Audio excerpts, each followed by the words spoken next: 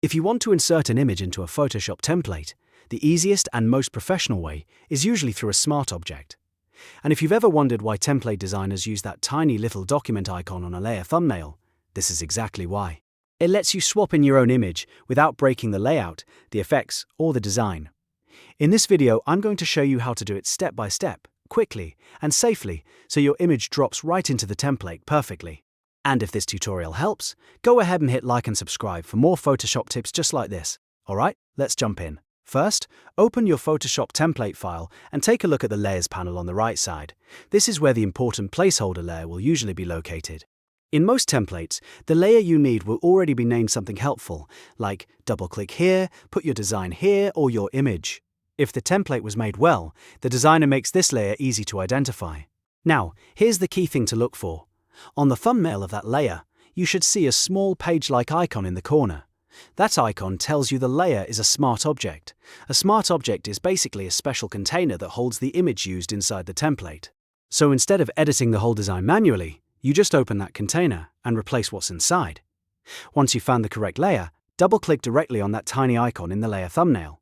Make sure you double-click the icon itself, not just the layer name. When you do that, Photoshop will open a new document tab, usually ending in .psb. This is the inside of the smart object, and this is where you'll place your image. At first, this new tab may look blank, or may already contain a placeholder. That's completely normal. What you want to do now is go to the top menu and choose File, then Place Embedded. This lets you bring in the image from your computer in a way that works properly with the smart object system. Browse to the image you want to insert, select it, and click Place.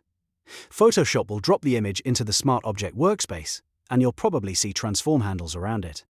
From here, use the corner handles to resize the image so it fits the blank canvas area. Try to stretch or scale it until it fills the area the way you want it to. If needed, you can hold Shift, depending on your Photoshop version, but in many newer versions, you can simply drag the corners naturally. Once the image is positioned correctly, press Enter or Return to commit the placement. This confirms the transformation and locks the image into place inside that smart object. Now comes the most important step, and this is the part people often forget. You need to save the smart object document. Go to File and then Save, or use Ctrl+S on Windows, or Command+S on Mac.